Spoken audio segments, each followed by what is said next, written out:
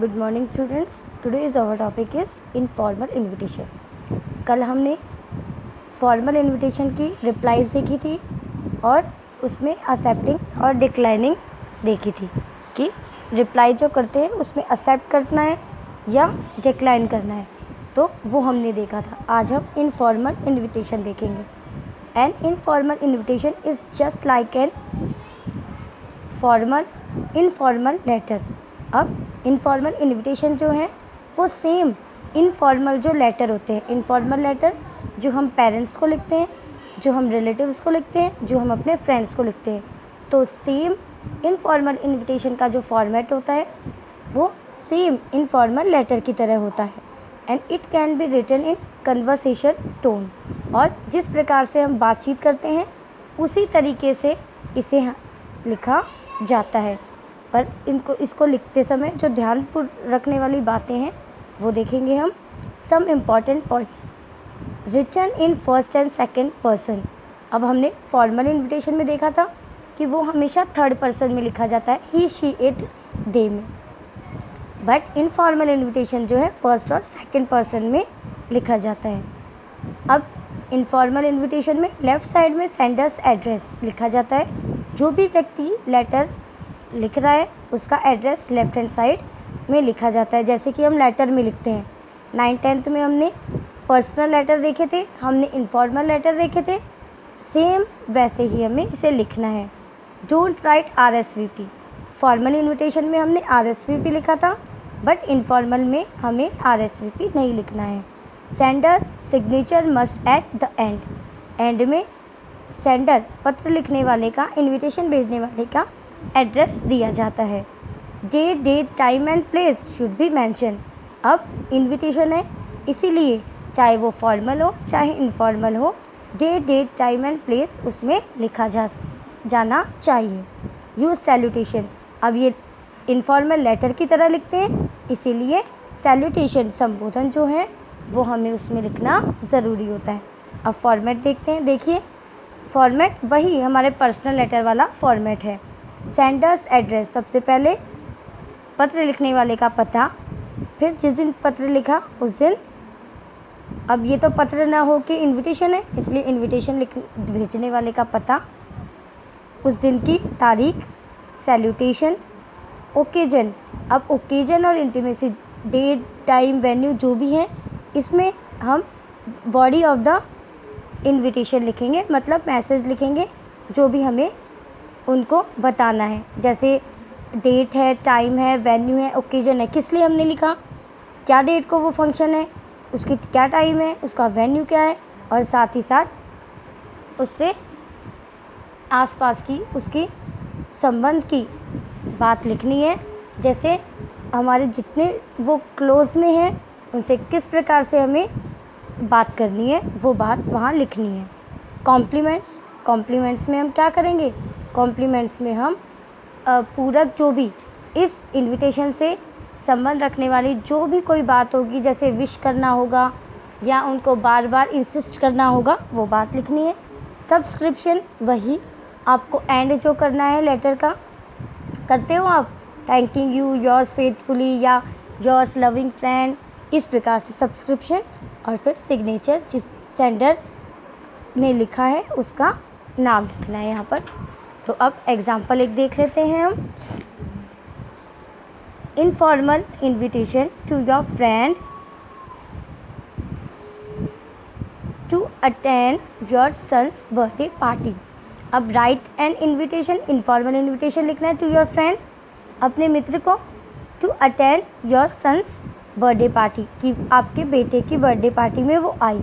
अब देखिए sender's address, अब आपने अपना एड्रेस लिखा, उसके बाद में आपने डेट लिखी, उसके बाद में आपने सैल्यूटेशन दिया, उसके बाद में आपने क्या किया, पूरा मैसेज लिखा, जिस मैसेज में आपने शुरुआत कैसे की, as a personal, you will be glad to know that we are going to celebrate the first birthday of our son अमन।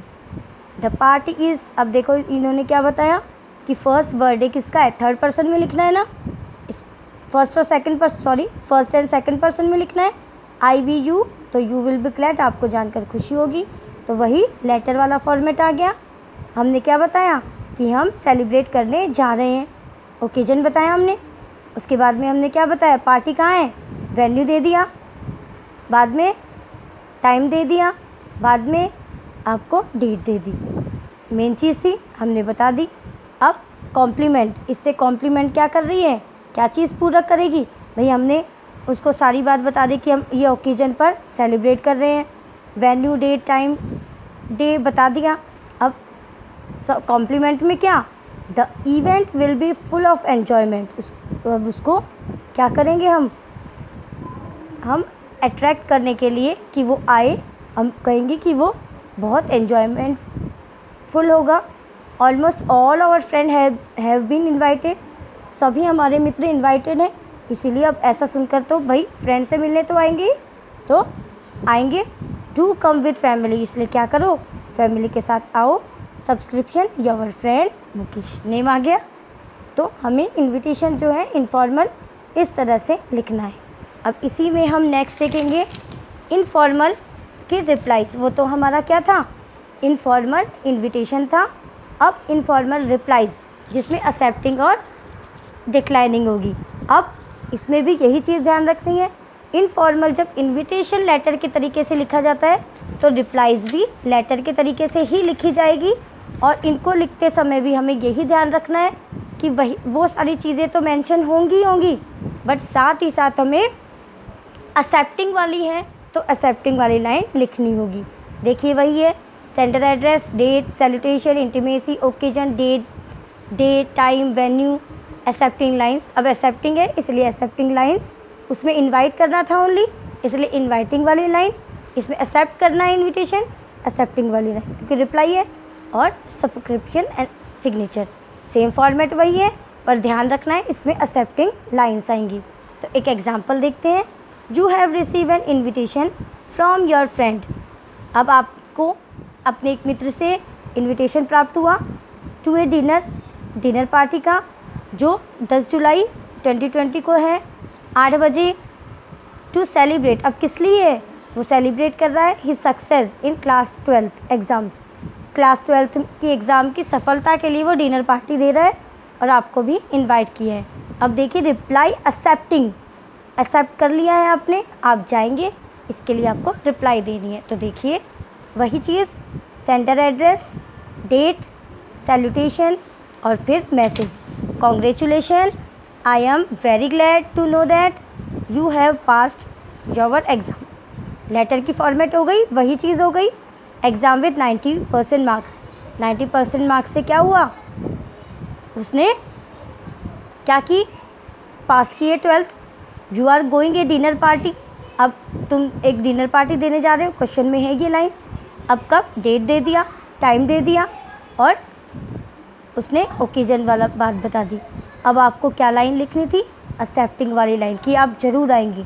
तो आप क्या लिखेंगे, आई विल सर्टेनली, देखिए फर्स्ट और सेकंड पर्सन में लिखना है, I will certainly come on 10 July at 8 PM to join the dinner. Accept कर लिया आपने, आप जाएंगे पक्का, योर्स फ्रेंड प्रतिज्ञा। अब ये क्या हो गया, लेटर का फॉर्मेट हो गया, पर लेटर में इसमें क्या करना है, केवल हमें लिमिटेड कुछ बातें लिखनी है। और वो बातें कौन सी, ओकेजन, डेट, डे, टाइम और साथ ही वेन्यू, और साथ ही साथ आपकी एक्सेप्टिंग एंड डिक्लाइनिंग लाइन्स। अब अगर ये एक्सेप्ट वाला नहीं होता और डिक्लाइन वाला होता तो क्या लिखते, I will not come on 10 July at 8 PM to join the dinner due to an important meeting या ड्यू टू मदर्स हॉस्पिटलाइजेशन। अब ये क्वेश्चन में आपको डिक्लाइनिंग जब होगा तो क्वेश्चन में आपको रीज़न भी दिया जाएगा। एक एग्जांपल डिक्लाइनिंग वाला देखेंगे हम। देखिए फॉर्मेट वही है, केवल इसमें डिक्लाइनिंग लाइन्स हैं। तो अब हम एक एग्जांपल देखते हैं डिक्लाइनिंग का। आज इस टॉपिक को कंप्लीट करते हैं। अब समझ में अगर आपको ना आए तो आप नोट्स में देख के मुझसे दोबारा से मैसेज कर देना, मैं दोबारा से इसको क्लियर कर दूंगी। पर सेम तीनों एक ही तरीके से हैं।